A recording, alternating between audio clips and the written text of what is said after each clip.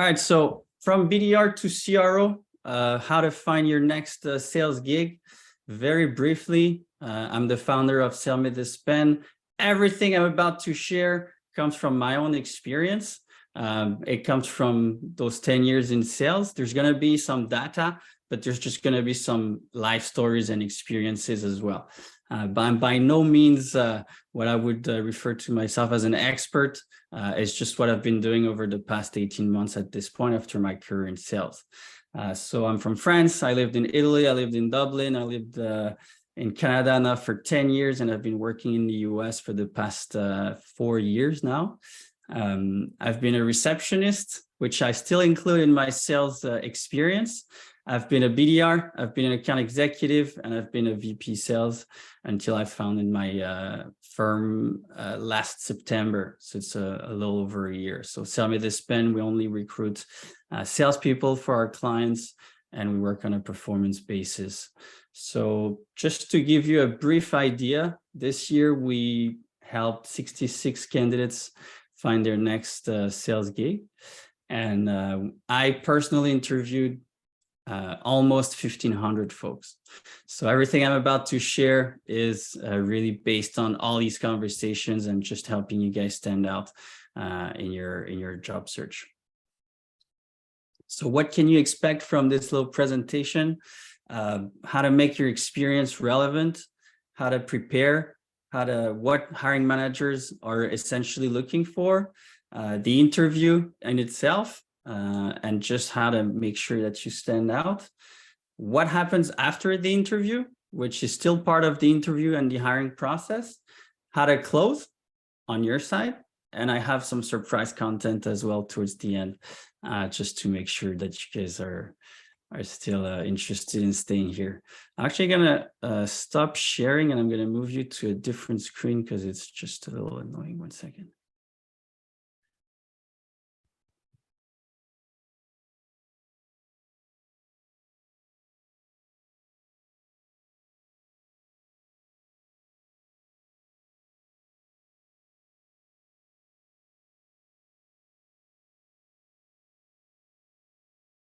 All right, so I'm going to put the questions here. So very quickly, oops, what did I do? This is kind of like the main thing for me in terms of recruiting is the preparation. And I can't put the emphasis enough on how to come prepared for a conversation with the hiring manager, with the recruiter, with the sales director and whatnot. So I'm going to leave you guys with this very famous quote from Abe Lincoln. And then just the first section here, how to make your experience relevant. Just to give you an idea, every time I take a new mandate with a client, ask a bunch of questions, and I ask what are the main requirements, I build a scorecard, and it helps us create a bias-free hiring process for the candidates so that you know that you're measured against, very precise criteria. And sometimes you work in one industry, and then you want to transition to a different industry. So all of these bits and pieces is just here to help you make sure that you position yourself in the relevant way. The number one thing is know what you want. I know some folks personally in this room, some of you might be a little curious about new offers and others are really serious. And I think hiring managers and recruiters have developed a little flair to kind of understand how committed you'd be to that process. And so if you are just curious, people are going to know and they're going to sense it. And so you don't really put all the chances on your side to stand out. But if you're really committed, then it will really show and will go a long way. Now, what I'm going to share with you goes completely against my job as a headhunter, a recruiter, but it would be to target the firms that you want to work with from the get-go. So building a list of, I don't know, anywhere between 20 to, I guess, 100 firms that are exactly aligning in what you'd want to work with as for your next gig, and basically reach out to them. That's the number one thing as a salesperson, the way you can stand out. So don't wait for folks to post a job ad or for a recruiter to reach out, because even I know that half of our clients would still sign a good salesperson if they were introduced to one. And so you don't really realize before you've done it, the power of just saying, hey, I did my research about your firm. This is what I could bring day one. And this is why I would love to connect with you. And then to make things extra relevant, we talk about responsibilities, we talk about industry, and we talk about existing employees that perhaps you know within this company. So if you want to change industry, for example, you can always position responsibilities by saying, look, I've done everything that the role requires, just in a different industry, and I need just to be trained on the industry knowledge. Half of our clients will require industry knowledge. The other half is open to, you know, oh yeah, I'd like to have a tech profile or a digital profile at least, but there's plenty of ways for you to share all the overlap that you've had in your previous jobs compared to the one that you're shooting for. In terms of resume, if you want, at the end of the session, I can share what I've been using in my career, but it's not a secret that as a recruiter, you know, I've interviewed 1,500 folks this year, which means that I probably saw at least 5,000 to 6,000 profiles. I'll have a minute to spend on your resume or on a LinkedIn profile and whatnot. It has to be extremely fast. So on your resume, make sure that all your achievements, all the numbers are extremely clear. If you're applying for an account executive role, which is the bigger chunk of what we've done this year, we need to see, you know, deal size, average sales cycle, quota attainment in a matter of seconds. And that's going to go a long way, because sometimes we see like this super packed 4 pages resumes and it makes our life super difficult. So make sure what needs to stand out is your title, the industry you were working in, the longevity, and your achievements. All right. Now we talked about cover letters. I know it's very old school. I know there's a big debate, whatever. A lot of my clients are still asking for cover letters. Not a lot, I should say, but some of them. And it's just a good way as a salesperson to start standing out by showing how committed you are. So I just wrote go crazy, because you never know. It can definitely go a long way. As you can see, I'm a big movie guy. And so this is my favorite movie of all time when it comes to sales, Boiler Room. If you haven't watched it, check it out. Now, how to prepare.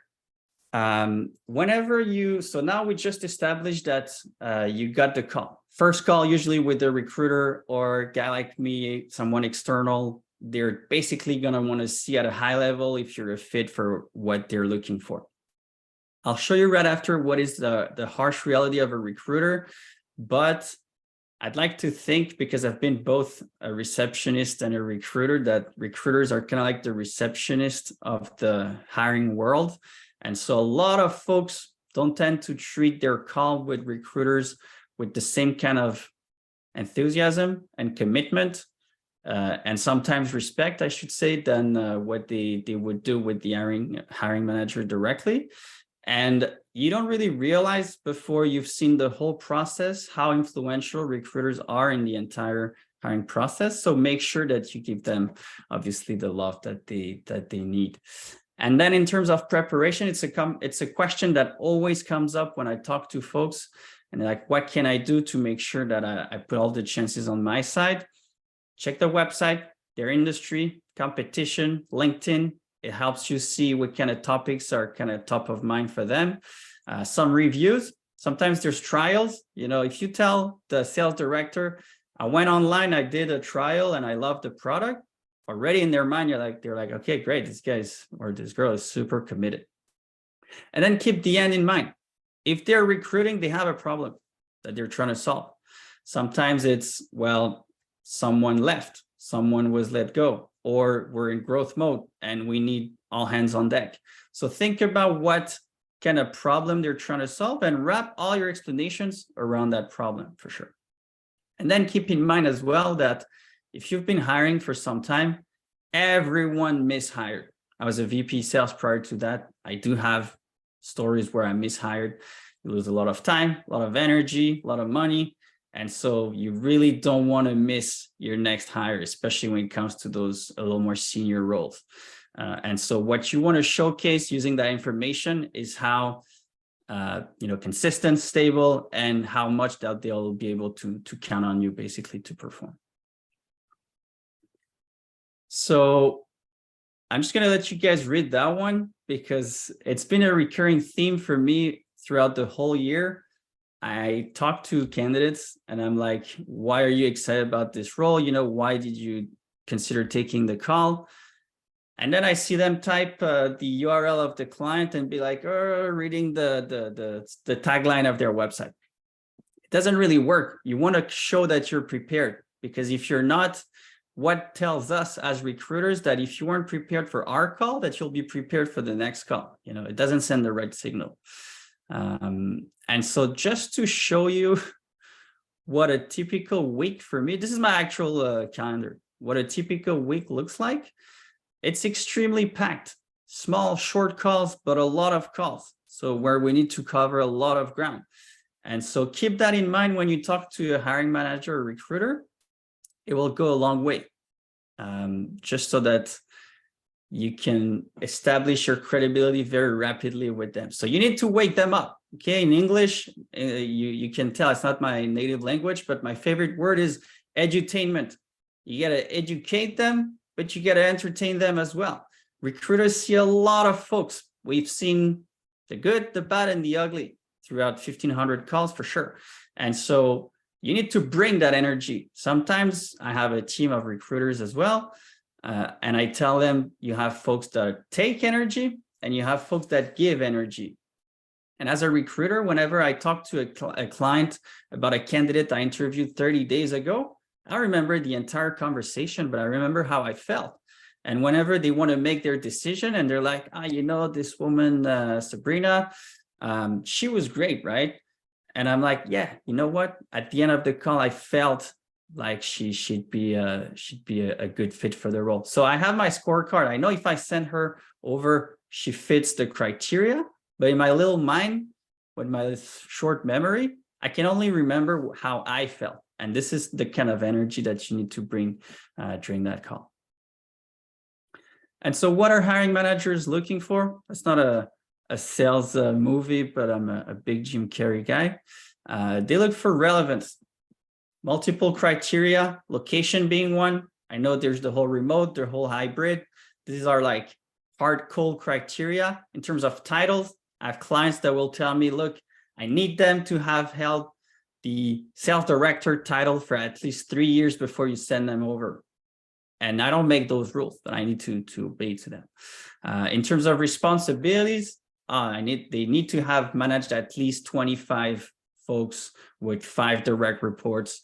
These are like just very, very precise facts that are, you can't really go around them, but you want to show how relevant you are when you apply, when you have these conversations by bringing all these little topics. The industry, we talked about it, and the years of experience. Also about jumpiness, stability. I know there's COVID. I know there's been mass layoffs and whatnot. It's totally okay for you to have moved around a few times. Just prepare for those conversations to arise and prepare a little story. I've heard countless times this year, look, I was part of a mass layoff, COVID hit, and it's all good. I mean, I know it sucks, but from a hiring perspective, it's all good. I understand. There's absolutely no problem about that, but just come prepared. The best way to answer that objection is to anticipate it, and it's to volunteer the information as to why you're on the lookout at this stage.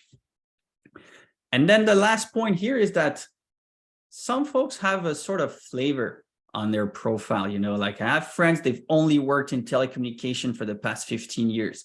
The moment they want to transition, the question will be like, well, it seems like they really enjoyed this industry. Why would they be able to be successful in my industry? And so make sure you also prepare something compelling in that aspect to say, well, look, I've been doing a lot of reading. I've been watching all these videos. This is why I'm interested. And all my responsibilities, there's a lot of overlap between what I've been doing and what you guys are looking for. Just going to pop the questions here.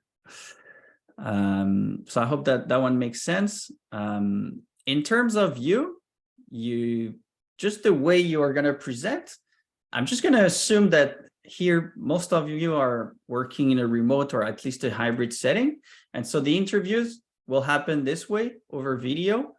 And I've had horror stories this year. Folks wearing a backward hat, vaping on the couch, playing Xbox, answering my questions. That's just the kind of like the worst I can share, but it doesn't cost much to present yourself in a very professional way, to make sure that the way you position yourself during that first call, the hiring manager, the sales director can project themselves and be like, all right, well, this person can establish themselves. We talk about executive presence a lot in sales. And so it starts with a good setup, good camera, microphone, lights. I mean, it probably costs $100 to look professional these days. Regardless of your experience, what can you bring? Number one, your enthusiasm.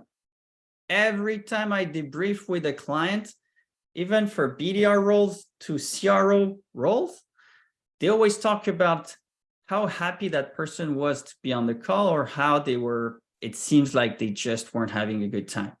And so your enthusiasm can be defined by the amount of research. You don't need to be like all joyful and everything, but the amount of research plus the quality of the questions that you ask, how you project yourself, how much you talk about business outcomes, more than, hey, I got a guy at first question to the CEO, what's the vaping policy in the office? That's not a good start. You want to show that you project yourself, and I'll talk about questions after. After that, we're in sales.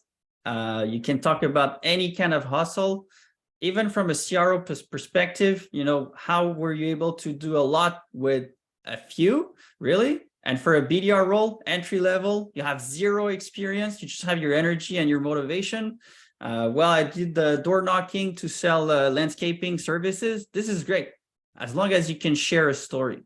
And the third one would be plays well with others. People, once you've managed a team, you realize how crucial it is to maintain good relationships with everyone within the organization. And so you want to make sure that the new hire that you're going to bring on board will be sort of easy to mingle and integrate with the rest of the team as well. I don't know if the pace is good here, but if you guys want to comment on the questions or the chat, by all means. So now we talked about making yourself relevant, getting that first call, and preparing for that first call. And now there's no transition here. Show time, first call with either hiring manager, recruiter, sales manager, you name it. Typical structure of a call. First call, at least 30 to 45 minutes. Intro from the interviewer. Ask you to introduce yourself. They'll have questions for you. You have questions for them. Wrap up, next steps. Very basic. This is coming from a guy named Above. He's a street artist. It says it takes two to tango. And so interviews are not like police interrogations. As much as they have questions for you, you have questions for them. It's very interactive, usually. And it's also your duty as a salesperson to make it as interactive as possible. Sometimes, recruiters also need to be woken up a little bit here. So the interview, I've seen folks for big roles. I'm talking those 700, 800K roles, CRO, very competitive, not be on time, low energy, dressed extremely casually for the role that they were interviewing for. So all of these cost you nothing, just to make sure you're on time, you are caffeinated, and you dress the way you'd be dressed if you got the role, basically. Whenever you're asked, can you please introduce yourself? There's a big trap that people are falling into, which is going on for 7 minutes straight about your whole life. And as much as, your life is amazing, I'm sure, that's not the question here. The main question, the main thing that we're looking for here is, why are you here? what have you done and what's the most relevant in your past experiences for the role, and why are you excited to be here? That's the answer. Honestly, you don't need to do more than a minute there, because if you start talking about how you graduated with a minor and whatever, you're losing them. They're thinking about what they're going to have for dinner, and they're disconnecting from that conversation. Also, as a salesperson, everybody in this room is the best. Of course, we're all salespeople. We're all the best. And I know you're the best, but just don't tell me you're the best. Show me you're the best. So bring numbers, bring stories, okay? There's a big principle in copywriting that says show, don't tell. So instead of telling me, look, I'm the #1 in all my teams, show me how you started. So that STAR methodology, situation, task, action, and result, it's been used by the biggest companies. It's a great way to structure your answers by showing that, yes, there was a little struggle. This is how you picked up yourself. These were the challenges. This is the actions you took and the results you were able to get. And be extremely precise and give examples, because when we take our notes, it's going to make a whole difference as well when we kind of reconnect with everyone in the hiring process. Glenn Gary, Glenn Ross here on the right. So since I've been here telling you guys all these advice and whatnot, I'm just going to put my money where my mouth is. And I'm actually going to give you an example of an answer, just to kind of illustrate what I've been sharing so far. And I'm going to give you an answer that I've received, not even mine, but I thought it was a great answer. When you're asked, what did you do recently to self-develop? They want to see if you are someone who invests on yourself. And a great answer that I've received was, well, look, I was always great when it comes to cold calling. I had my processes. I was able to get my, 4 meetings per week and whatnot, but I wasn't too ready from a copywriting email sequences perspective. And so I went online. I did my research. I realized that this woman, Beck Holland, is, very advanced in the whole copywriting aspect of sales. I devoured all her content. I used everything that she was sharing, and I saw an uptick in my reply rate. And then I started booking meetings, and I realized, okay, I need to diversify. And now I'm able to book as many meetings through my cold calling that my cold emailing. This is very compelling. And if you add even data, usually my reply rate was 0.5%. It was horrible. We were landing in spam. Then I realized that I had to do this and this and this. And now I'm booking meetings at a 6% rate. This will really elevate, and it tells the other person that you know your stuff, you know your weaknesses, but you were able to take action on that as well. Body language.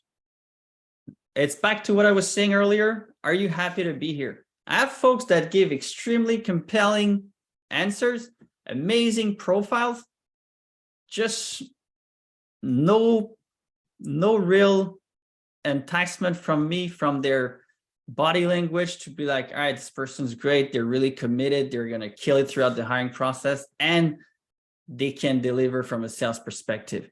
And so I don't know what you want to do with that information. As you can tell, I'm a very energetic person. It's just my style. Even if you're more on the introvert side and whatnot, there has to be ways for you to showcase that, yes, you're really happy to be here. So now we've done the interview. We're reaching the end of the conversation, which is your turn to ask questions, okay? If you don't have questions, that's a given. You're not asking questions. I have someone this year, big role in New York, 400K, 270 base, the whole 9 yards.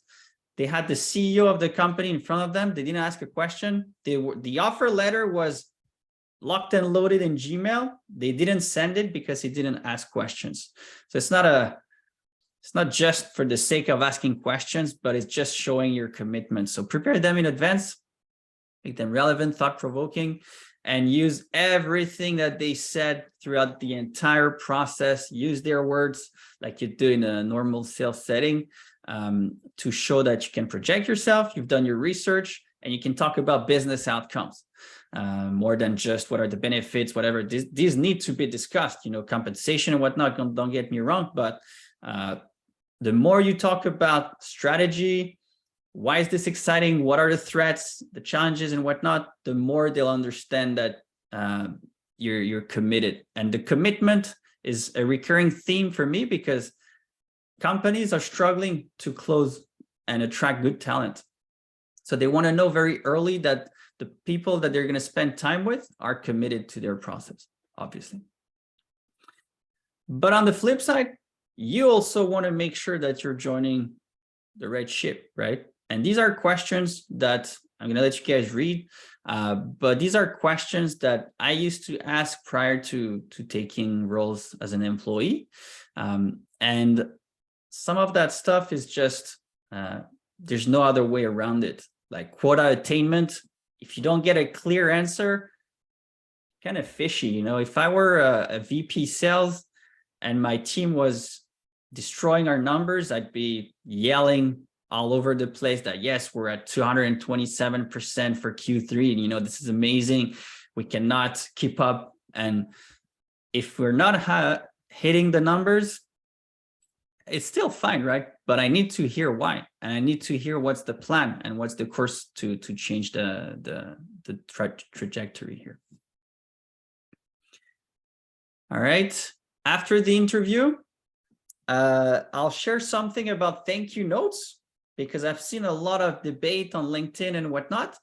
It's still a thing, right? I have CEOs that I'm talking to these days that will not move candidates forward if they don't get a thank you note. So be timely. Usually I like sending it the day after so that I can stay top of mind with them, and using some of the standouts. Most conversations from a hiring perspective are always the same.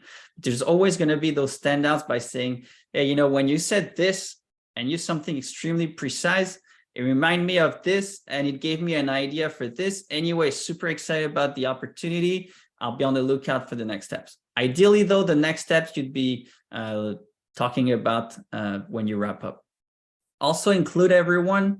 I'll talk about it in my last section, but you'd be surprised by how people talk to candidates, and then there's no internal conversation within all the internal stakeholders.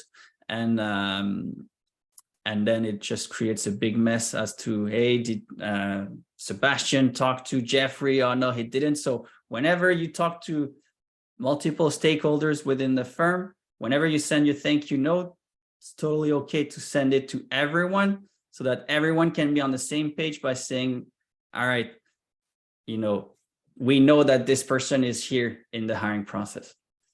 I put the WhatsApp logo, get closer. As you would do in sales, honestly, I try to go on a WhatsApp basis with my clients as soon as I can. Just creates a little more rapport and direct communication.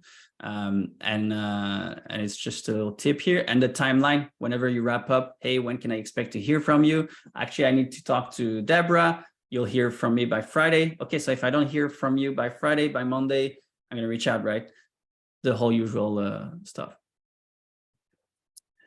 I see there's a question here. I'm just going to power through this one, and I'll save that for the end. After the interview, so now you've done, usually a hiring process is between 3 to 6 steps, I would say, depending on the seniority of the role. Here's what happens when they choose you. So now they're like, all right, Sarah, that's the candidate we want. Now it's all hands on deck. All right, HR, the offer, CFO, budget, if it's not totally secured and whatnot.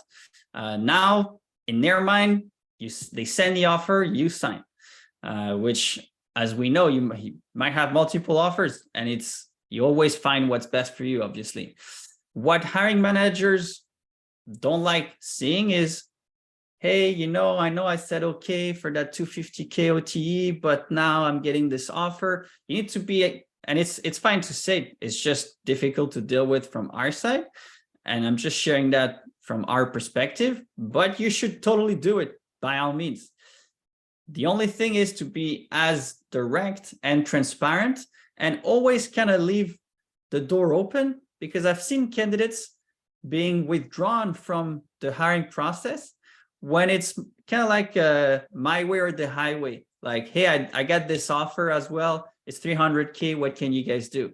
That's not very, being flexible. But I've seen folks presenting it by saying, hey, look, kind of feel embarrassed here, but I love the firm, I love the project, I loved everything I've seen, although I'm getting an offer which is substantially more. I'd like to see if it's something that you guys might consider, because if it is, for sure, I'm signing with you. If it's not, I need to make the best decision for me. That kind of leaves a little more wiggle room for them to talk about money. And guess what? With 90% of our clients, there is wiggle room for the right profile, for sure. So feel free to fire away, but just play your cards nicely so that they don't feel like you're just putting too much pressure on them, because usually it won't resonate well. All right, so that covers it. And also be clear on your timeline. I've had folks this year say, look, I got to give an answer to my other offer by Tuesday. What can you guys do? And this is totally fine, by the way, as long as it's clear and you're transparent with that. Now, how decisions are made, that's the scary part sometimes. I know it's not too interactive. I don't really like the webinar format here, but I would have asked you guys what you think this is, but I'm going to give the answer. These are our ratio. For one hire, usually we contact around 120 candidates. We'll most likely book 15 of them. Out of those 15, usually we'll send 10 to our clients. And on those 10, they'll shortlist 3. 2 or 3 of them will withdraw from the hiring process, and they'll make one offer. And so that just that should help you understand how decisions are made, because sometimes you have 3 candidates, they all have their pros and cons. And this is how usually I've seen our clients make their decision. So the number one, which won't surprise you, is not about you, it's about them, how they felt about you. And every time I ask for feedback from my clients, it's always the same stuff. This person's great, but I didn't feel like they'd be a right fit. As a recruiter, I need to challenge that feedback because it's not precise. So I keep on digging, but it's just the number one thing that comes to mind. The second one is we build the scorecard. Where do you stand? All right, hunting process was great. Closing skills, impeccable. They sell something that from a value standpoint aligns with what we currently sell. The sales cycle is also the same. ICP, pretty close to what we have. So we think that might be easily transferable. These are all the core criteria. Then the enthusiasm. If you're tying with another candidate, it will come down to, well, look, this person on the phone, they were great. They were constantly trying to close us for the next call, constantly following up, very proactive. It will go a long way. Curiosity, the kind of question, the kind of business outcome, questions you were asking, everything you want to know about the business, your follow-ups, getting along with everyone. The ramp up is based on what you've done before. And at the end, can we really close that person? I've seen multiple situations this year where my clients were like, oh my gosh, this is the person for us. And then they're like, well, we know they're too out there. They're too high level for us. There's no way we're going to be able to close them because they're just too advanced. And so you also want to kind of hint towards, look, for this specific comp with those, whatever, with that timeline, I'm a go. That's going to be reassuring for them as well. All right. It's 12:40. I think we covered a lot here. Just some content for you here, questions that I would totally encourage you to ask to leave a good impression. I'm not going to read them, but you can, if you guys want, I'll send you that presentation after, but just stuff that you can use in your next interviews. to be able to stand out, basically, and understand more about the firm. I like the biggest threat and biggest opportunity because it's their chance of closing you, really. And it's like how you flip the conversation by saying, all right, well, me, I'm done, I'm good, but I need to hear it from you as well. Like, why should I join? And you don't want to really say, why should I join your firm? Because it doesn't sound right. But if you ask it this way, you'll see how transparent they are with, well, you'd be the first hire in the US. And so, you're going to need to build the playbook for the US. But the flip side is if you're successful doing so, you're going to build your team and whatnot. You want to hear a compelling story here as well. All right. Well, this is it, guys. So thank you so much. And I hope this was useful. And I'm going to head over to the question side. I know we have a few here, so feel free to drop them. All right, so first question, clearly this is a personal one. I applied for a position through the website where a friend, the investment banker for the company, simultaneously suggested they meet. The head of sales role reports to chief strategy officer. This was 1201. How would you manage following up given the holidays? Yeah, so for follow-ups, I want to say for me, there's no rule in terms of showcasing your enthusiasm.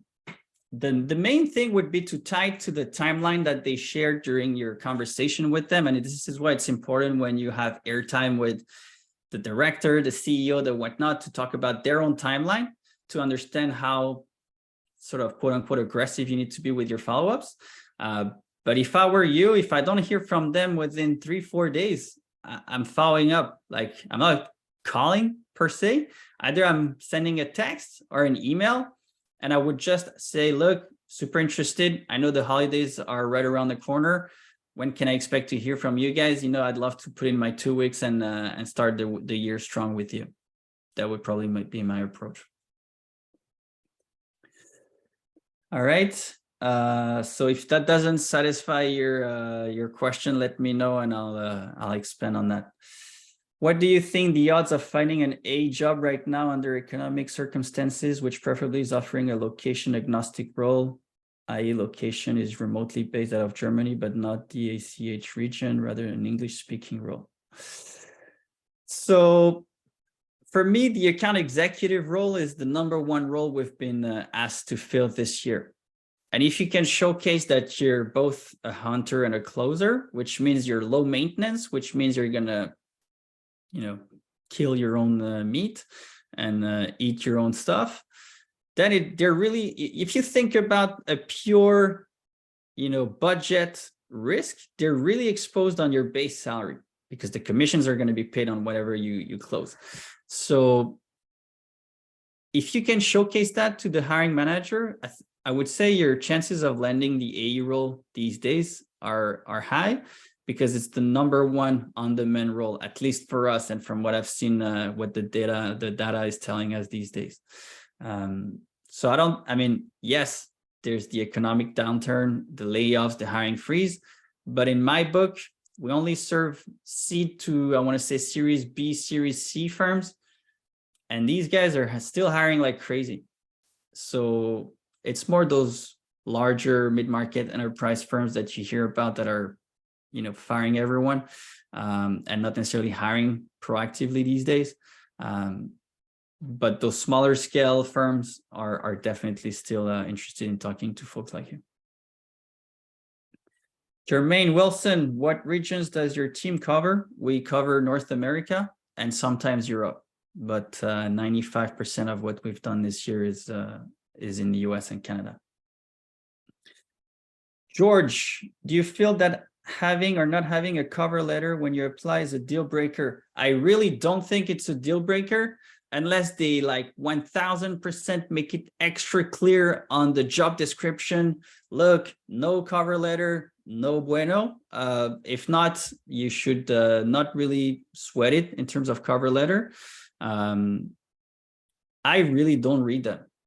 Even when people volunteer one as a recruiter, I just don't do it. What I'm mostly interested in is, what have you been doing before? Some numbers you're willing to volunteer on your resume, and then that's it. You know, from a high level perspective, if those align, I want to talk to you.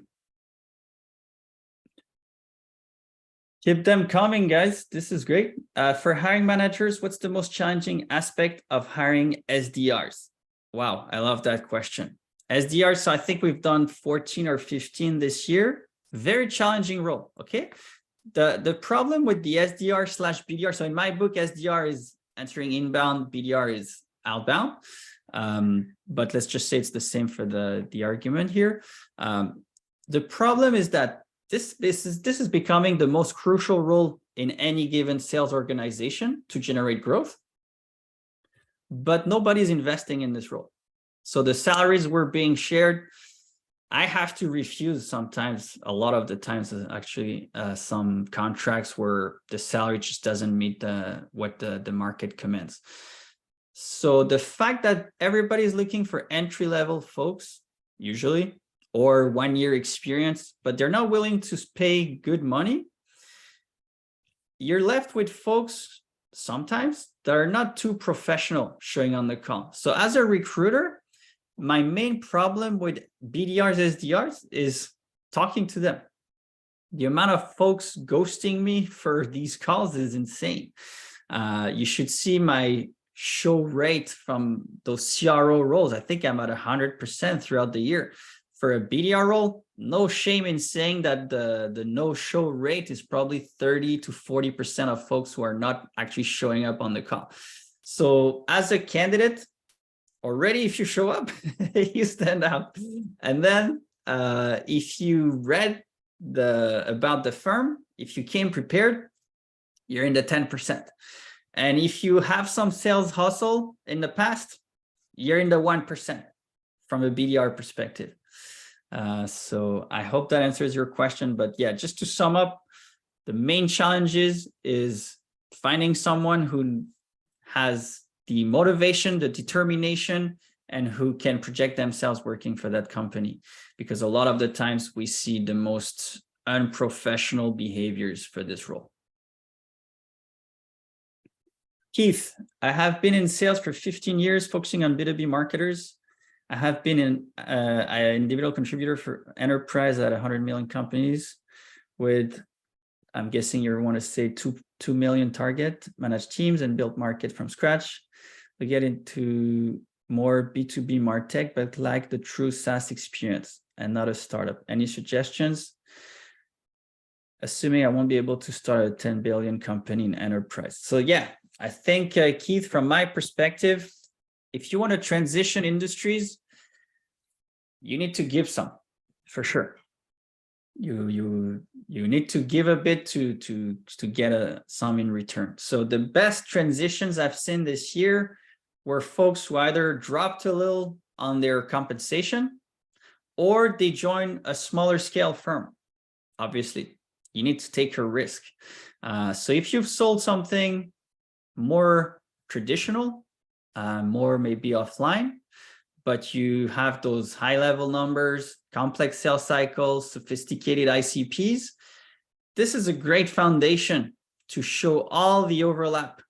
And then you can also anticipate, obviously, by saying, look, I know I haven't sold SaaS, but guess what? SaaS is not this magical stuff that only a few are able to sell. I understand how to sell SaaS. I understand the motion. I understand the contract aspect. I understand the seats aspect, the renewal, the budgets, and how you give discounts and how you don't give discounts. I understand all that. I had conversations. I went through courses. So if you show that you're so prepared, you're willing to take a little cut on your base, and you're willing to take your career to a smaller scale firm, I don't see why not you wouldn't be able to land a role like this. And I wish I could hear you, but I can't, and it's a bit annoying. Jermaine, would your team help somebody become a strong candidate? I'm super hungry and have a decent tech background. I've done real estate, cold calling, but SaaS would be a first. Of course, Jermaine. I mean, let me put my LinkedIn profile. I mean, there's only a guy named Victor Vares. The other guy was my grandfather, and RIP. So if you type my name on LinkedIn, you'll find me. But let me drop my profile here and reach out. I'll say one thing: if you want to transition from real estate to SaaS, the best way for you to do that is to become a BDR. And any firm worth their grain of salt will appreciate the hustle from a cold calling, B2C/B2B, because real estate is high ticket items, tough gig, lots of competition. Talk about your processes, talk about your numbers, talk about how you stayed organized, and then do your research about the firm and talk about how you can replicate all these efforts for a SaaS company. It's not SaaS is not magical either. It's going to be the exact same kind of efforts. Adrien, my friend, what is the percentage of SDRs who will be successful after 1 year? Yeah, so that's a tough one for me to answer because I don't really have all my hands on that kind of benchmark. I will say that this year we placed 14. And the reason why some of our clients had to let go of SDRs was for performance reasons. But I think for us, out of those 14, there's just been one who was let go for performance reasons. The rest, they were okay. And but I wouldn't be surprised by the numbers that you're sharing about that 50%. BDR is a tough gig, but that's why you kind of need to ask all your questions about the outbound motion. Has anyone been successful so far? What are you guys currently doing? How much of figuring things out am I going to need to do? Or is there something already in place? I just need to put in my energy and motivation here. All right, guys. I think that's it. I don't see any other question I haven't addressed. So unless you guys have any, we can part ways. I hope you liked it. Thank you so much. And feel free to reach out on LinkedIn, through my website and whatnot. It's been a pleasure. And hopefully this was useful for your next gig. And I do have a few roles open. If anyone wants to reach out, I can run these by you. Thank you, thank you, thank you. Please share the PowerPoint. I will. I got all you guys' information, so I'll send that over for sure. Wish you guys all the best for 2023. And in the meantime, enjoy the holiday season. Bye-bye.